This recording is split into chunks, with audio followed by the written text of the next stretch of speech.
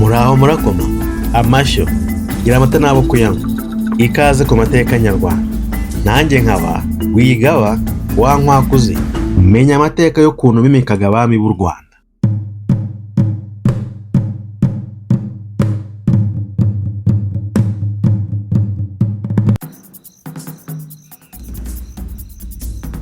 Amateka y'u Rwanda agaragaza ko abami bose b'u Rwanda bakomoka mu muryango umwe wo mu bwoko bw'Abanyiginya. Iyo miterere y'inkomoko y'abami ikavuga ko umwami yatangaga agomba gusimburwa n'umuhungu we bityo kugeza ku ndundo. Ikindi kivuga ku bwami ni uko ngo umwana yagomba gusimbura se ku ngoma yagombaga kuba yaravukanye imbuto nk'uko abiru babibwiraga rubanda. Gusa ntabwo ariko abantu bose babyemeraga, bapfaga kwifata gutyo gusa, kuko hari abavugaga ko bitumvikana neza uko byagendaga kugira ngo uwo mwana w'umwami avukane imbuto, ariko nyine ibyo byabaga ari amabanga y'ubwiru nk'uko iyo nyito yabwo iri. Buri mwami wimye ingoma yagiraga izina ry'ubwami hakiyongeraho n'izina rye bwite yiswe n'ababyeyi be. Umwami yahitagamo izina uko abyumva, akiha amatwara y'imitegekere uko abishaka, agashyira abatware b'intara z'igihugu, ab'ingabo, ab'ubutaka n'abandi, akabikora uko abyumva ntawagishije inama. Ahasaga mu mwaka w'1576 kugeza muri 1609 ku ngoma y'umwami w'Igasabo Kigeli II Nyamuheshera, niwe washyizeho umurongo ngenderwaho ntakuka w'ubutegetsi bwa cyami. Ashyiraho itonde ry'amazina y'ubwami uko azajya akurikirana ku ngoma n'amatwara y'abo bami, ndetse binagendeye n'igihe izina iri n'iri rizaba rigezweho. Iryo tonde ryabaga riteye ritya: umwami wimye akitwa izina ry'ingoma cyangwa izina ry'ubwami rya Mutara, uza kurikiraho akitwa Kigeli, uza mukurikiraho akitwa Mibambwe, ukurikiraho akazitwa Yuhi, undi akazitwa Cyilima, agahita agaruka kuri Kigeli, agakurikiraho Mibambwe, gutyo gutyo. Ni ukuvuga ko buri zina ry'ubwami ryagarukaga buri nyuma y'ingoma 3, usibye Mutara na Cyilima zagendaga zisimbura. Ayo mazina yabaga afite icyo asobanura kijyanye n'amatwara n'inshingano umwami uzitwa iryo zina agomba kuzagenderaho. Ayo mazina asobanuraga gutyo ukurikije amatwara yayo nuko akurikirana. Ahambere dushingiye ku kuntu Kigeli II Nyamuheshera yagiye ayakurikiranya, habanzaga Mutara, aribyo bivuga umwami w'amatungo. Iryo zina risimburanagaho na Cyilima, ariko bose intego n'amatwara yabo ari amwe. Umwami wabaga yimye iryo zina ari ryo rigezweho yagombaga kwita ku bworozi, cyane cyane inka z'inyambo, dore ko arizo zari zigize ubukungu bw'igihugu mu gihe cyo hambere. Uwo mwami iyo yaterwaga yaritabaraga, ariko we ntiyateraga. Aha hakaba ariho havuye ya mvugo yamamaye mu Rwanda igira iti: u Rwanda ruratera ntiruterwa. Iri zina ry'ubwami ryakurikiragaho ni irya Kigeli, bikaba bivuga umwami w'inkotanyi. Iyo iryo zina ryabaga rigezweho, amatwara y'uwo mwami kuva yimye ingoma kugeza atanze yabaga ari ayo kugaba ibitero byo kwagura igihugu no kwihimura ku bami babaga barihaye gusuzugura u Rwanda. Aha nk'uko bigaragara mu mateka, ba Kigeli nibo bami baguye u Rwanda cyane, nka Kigeli IV Rwabugiri wahigitse amahanga kakahava. Izina rya gatatu ryari irya Yuhi, bikaba bisobanura umwami w'umuriro. Impamvu yitwaga umwami w'umuriro ni uko ku ngoma ye yagombaga kurinda ubusugire bw'igihugu, akaba umwami w'intagondwa ku buryo ntawabasha kuvogera igihugu cyangwa se abaturage bacyo. Yuhi yari umwami wagombaga kubungabunga umuco w'igihugu ku buryo urushaho gusakara muri bene wo. Icyo gihe hakirindwa ko hagira indi mico y'amahanga yavogera umuco w'i Rwanda. Ababikurikiranye bavuga urugero rwa Yuhi IV Musinga wanze kubatizwa n'abazungu nk'abandi bose, agasubiza ko aho kwitwa izina ry'abazungu yakwitwa izina rya ba sekuruza be, dore ko nabo bari bafite amazina meza kandi yujuje ubutwari. Icyo gihe yanze kwitwa izina ry'abatagatifu, avuga ko atakwitwa amazina y'abazimu b'abazungu kandi ari ab'i Rwanda bo bazwi ko hari icyo bamariye igihugu. Atanga urugero rwa se Rwabugiri. Kwemera ubukristo kuri we byaragoranye cyane, kuko yavugaga ko Imana ari Imana y'u Rwanda, naho iy'abazungu ntacyo ayiziho. Ibi bavuga ko biri mu byatumye bamuca ku ngoma ubwo ku ya 5 Mutarama 1931 abazungu bamwemuye bakamucira i Kamembe, mbere y'uko ahungira i Moba mu cyahoze ari Zaire naho yaguye. Ahavugwa kandi umwami w'icyamamare muri Bayuhi witwaga Yuhi IV Gahindiro wabayeho asaga mu 1746. Icyamuteye kwamamara ngo nuko yari umwami w'umunyamahoro, bikaba bivuga ko ku ngoma ye nta muntu n'umwe yigeze yica. Ubwami bwe bwagize ingoma yuje ituze, umutekano n'ubugiraneza bwinshi. Ngo niyo ngoma imwe rukumbi yabayemo amahoro n'ubwisanzure bisesuye mu Rwanda. Ibyo ngo bitanye guhamya n'ibikomangoma Ntamwete na barumuna be bo mu Gisaka yahaye ubuhungiro, ubwo Rugeyo yari yigize igikomangoma Zigama cy'i Burundi agatera i Gisaka. Izina rya kane ryari irya Mibambwe, rikaba rivuga umwami w'uburumbuke. Iri zina ryabaga rigezweho, uwo mwami yagombaga kwita ku burumbuke bw'abantu, imyaka n'amatungo. Igihugu kigahorana ubukungu butajegajega, bityo abaturage bakarindwa indwara z'ibyorezo n'iz'ibiza zazengerezaga amatungo. Uwo mwami nawe yagabaga ibitero, ariko bitari byinshi. Ibitero bye ngo byabaga ari ibyo kunyaga inka zo mu yandi mahanga mu rwego rwo kongera izari mu Rwanda. Yanagabaga ibitero byo kugaruza kandi zabaga zanyazwe n'andi mahanga. Ibitero byo kwagura igihugu byo yabihereraga Abakigeli. Mu gushyira amazina y'abami nuko azajya akurikirana, ngo hari amazina yagiye akurwaho bitewe n'ibikorwa yakozwe ku ngoma zabo, cyangwa se kuba nta gikorwa cyizwe umwami yakoreye igihugu.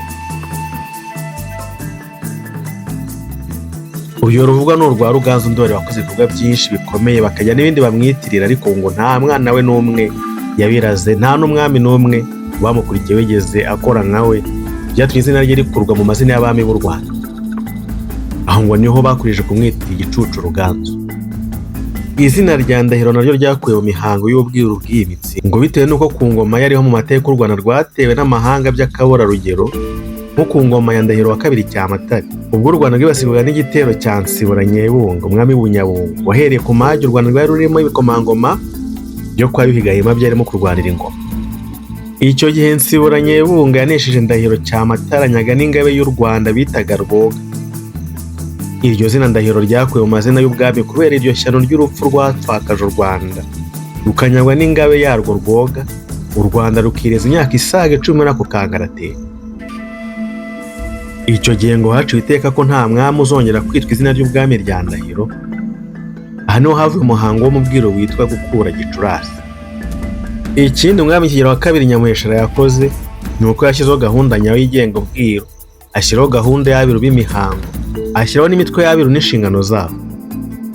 Nawe waciye iteka ry'uko umwiru umwimitsi agomba kuzajya ava mu biru b'abatege, naho abiru bo kwa Rutsobe ari wakomotseho Abatsobe, bakagira inshingano yo gutanga abatabazi batabarira igihugu, bakaba ari nabo bashinga iby'umuganura. Nyamuheshera agira imikorere y'abatware b'ubutaka, ab'inyambo n'ab'ingabo. Umwami yagiraga ububasha bw'ikirenga mu gihugu, yaricaga agakiza, akagaba akanyaga. Muri make ubuzima bw'abaturage b'igihugu cyose bwabaga buri mu maboko ye. Ikintu cyose cyabaga ari icy'umwami. Inka zose zari iz'umwami, ubutaka bwose bwabaga ari ubw'umwami, abagore bose babaga ari ab'umwami, abana bose babaga ari ab'umwami, n'ibindi byinshi. Iteka y'abagaciye ryabaga ari ihame ridakuka, rikubahirizwa kuva ku babyeyi kugeza ku bana, abuzukuru, abuzukuruza n'ubuvivi, ndetse abana bagakora babitozwa. Usibye Ruganzu Ndoli, ikindi ba Ruganzu bombi bazize, ngo ndavuga Ruganzu wa mbere Bwimba na Ruganzu wa mbere Ndoli, ni uko batatanze ingoma nka ba sekuruza, ahubwo bakaba barishwe n'abanzi b'u Rwanda. Ruganzu Bwimba yaguye mu gitero yagabye mu Gisaka, naho Ruganzu Ndoli yicwa n'umuhinza witwa Ibisamurasha umwambi, yicaye mu bushorishori bw'igiti, ubwo yari arimo kurambagira igihugu cyavuye mu Budage. Maze ingabo ze zitwaga Ibisumirizi nazo zigasubiranamo, zikarasana zikamarana, nazo zikazima. Izina rya Ndahiro naryo ryakuwe mu mihango y'ubwiru bw'imitsi, bitewe n'uko ku ngoma yariho mu mateka yarwo rwagirijwe n'amahanga by'akaburarugero. Izina rya Nsoro naryo ryakuwe mu mihango y'ubwiru bw'imitsi, kuko ryabonekaga mu mazina y'abami b'Ubugesera, kandi icyo gihe baraziranaga urunuka n'u Rwanda. Kimwe n'ibindi bihugu, u Rwanda ni igihugu gifite amateka yacyo cyihariye, ajyanye n'ibyo cyanyuzemo, by'umwihariko ajyanye cyane cyane n'ingoma ya cyami yari iriho mu myaka yo hambere. Impuguke mu mateka Alexis Kagame n'abandi banditse mu mateka y'u Rwanda bavuga ko abami 28 bo bayoboye u Rwanda kuva ahagana mu mwaka w'1901 kugeza muri 1960. Amateka y'u Rwanda kandi agaragaza ko abo bami bose b'u Rwanda bakomoka mu muryango umwe wo mu bwoko bw'Abanyigi. Bamwe mu bami babaye ibihangange ku bw'inyurabwenge rijimije ryabo ryihariye, abandi babaye indatwa ku bw'ibikorwa by'indashyikirwa mu rugamba no kwagura igihugu no kurinda ubusugire bwacyo.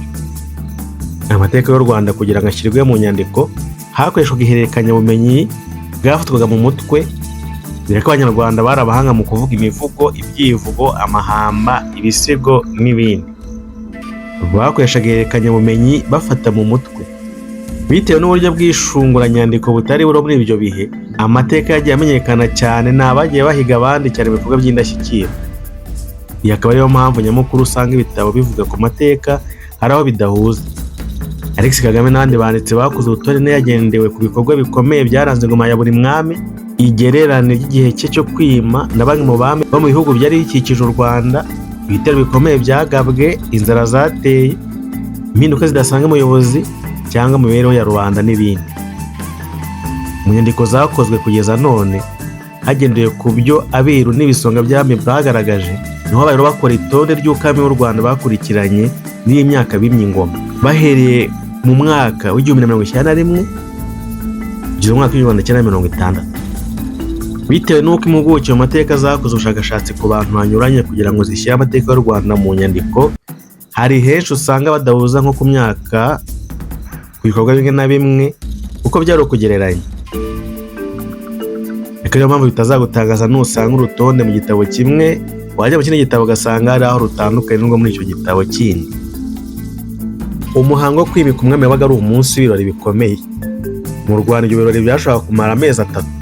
Kwimika umwami byari umuhango muremure w'ibanga uhera ku kurambagiza umugore uzabyara umwami w'u Rwanda. Uwo muhango ukayoborwa n'abiru bitwa abimitsi. Amoko ane yavagamo abagore babyara umwami: Abega, Abasinga, Abaha n'Abakono. Babanzaga kujya cyangwa se kugana kubareba kure, rero bitwaga abapfumu, bakaraguriza ubwoko butahiwe kuvamo umugore uzabyara umwana uzaba umwami. Kuraguza ni imyemerere ishingiye ku kwemera ko hari abantu bashobora kubona ibintu bitaraba, nyuma bakaraguriza umuryango ndetse bakaraguza bakamenya umukobwa kanaka muri uwo muryango ugomba kurongorwa n'umwami uriho, bakagera kure bakaraguriza no kumenya mu bana azabyara umuhungu uzazungura se ku ngoma. Icyo gihe wa mwana indaguze ereje yashoboraga kuba ari imfura, ubuheta cyangwa se bucura. Iyo yavukaga nibwo bavuga ngo wa mwana uzaba umwami yavukanye imbuto. Kuvukana imbuto si ukuvuka apfumbase imbuto nk'uko bamwe babitekereza, ahubwo bivuga umwana wavukanye umugisha akazaragwa ingoma.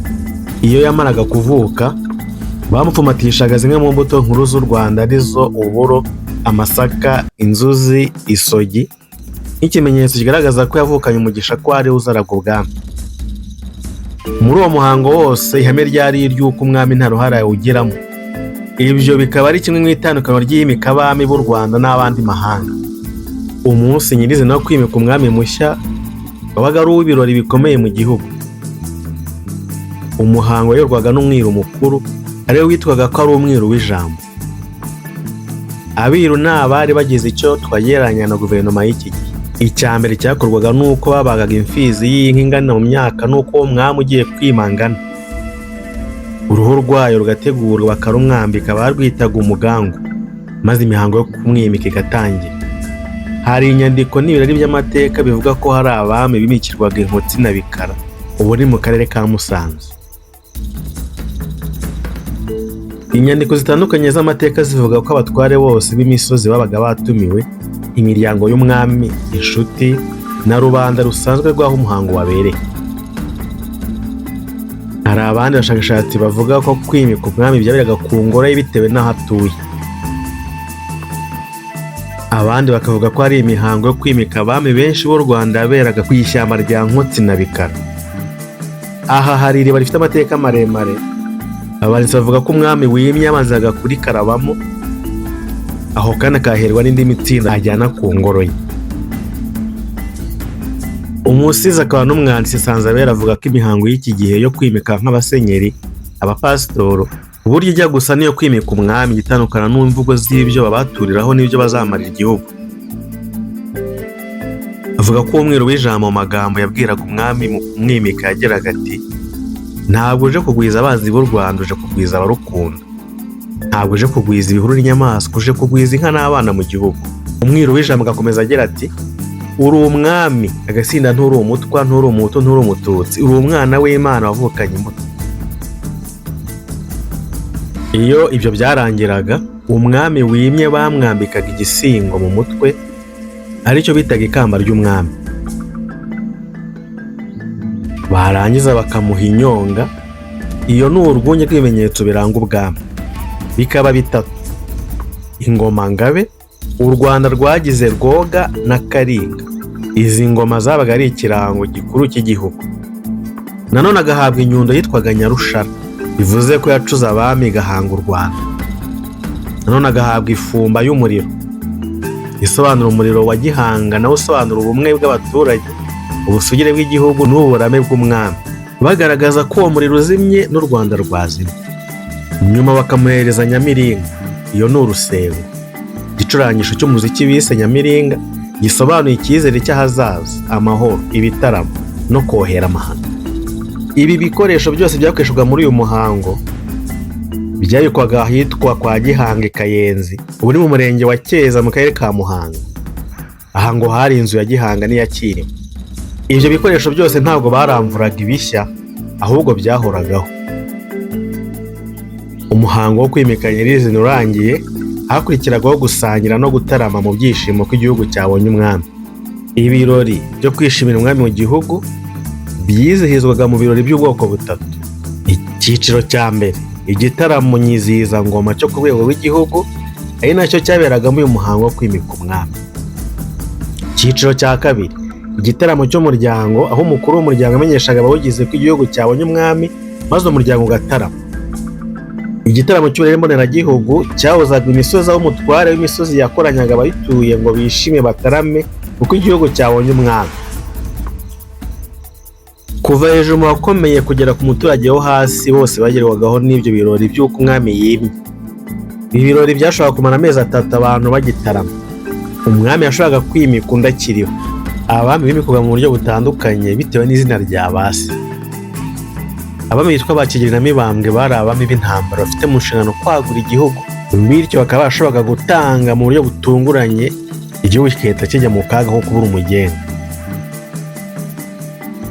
Kubera iyo mpamvu bashoboraga kwimika umwami uzasimbura Kigeli cyangwa Mibambwe nabo bakiri ku ngoma.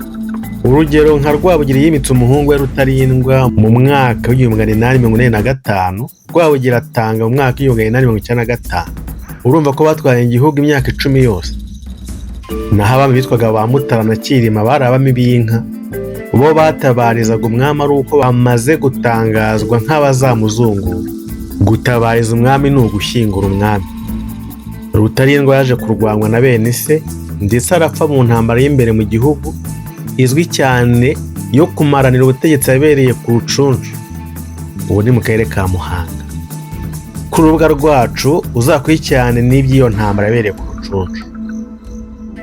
Ku mabwiriza yaratanzwe n'abiru, abami bahabwa amazina ya Mutara na Cyilima bagombaga gutura mu Nduga cyangwa mu Bwanacyambwe, bakambuka umugezi wa Nyabarongo rimwe bagiye gukora inzira y'ishora. Abami bitwaga ba Kigeli na ba Mibambwe kuko bari abami b'intambara, bagombaga kujya aho ariho hose mu gihugu, imbere cyangwa hanze yacyo. Abami bitwaga ba Yuhi babwirwaga n'ubwira ko bagomba gutura mu Nduga, ntibazigere bambuka umugezi wa Nyabarongo. Buri mwami yimaga ingoma yahabwaga izina rigezweho ku ruhererekane rw'itonde ry'amazina y'abami ryagenwaga n'abiru, agahita anafata inshingano witwaga iryo zina yabaga afite. Nyuma y'uko Mutara wa mbere Semugeshi agiriye ku ngoma, dore uko abami b'u Rwanda 14 ba nyuma basimburanye ku ngoma hakurikijwe amazina yabo: Mutara Semugeshi, Kigeli wa kabiri Nyamuheshera, Mibambwe wa kabiri Gisanura, Yuhi wa gatatu Mazimpaka, Cyilima wa kabiri Rujugira, Kigeli wa gatatu Ndabarasa, Mibambwe wa gatatu Sentabyo, Yuhi wa kane Gahindiro, Mutara wa kabiri Rwogera, Kigeli wa kane Rwabugiri, Mibambwe wa kane Rutarindwa, Yuhi wa gatanu Musinga, Mutara wa gatatu Rudahigwa na Kigeli wa gatanu Ndahindurwa. Tubibutsa ko umwami wa mbere wayoboye u Rwanda ari Gihanga wa mbere Ngoma ijana mu 1921 kugeza 2124, naho wa nyuma akaba ari Kigeli wa gatanu Ndahindurwa 1959 kugeza 1960, hagakurikiraho Repubulika. Turagushimira ko dukurikira, uzajye wibuka no kurangira abandi, ntibagirwe kudukanda hasi kuri subscribe, kuzajya no kuri like. Reka dukomeze duhure no mu bindi biganiro.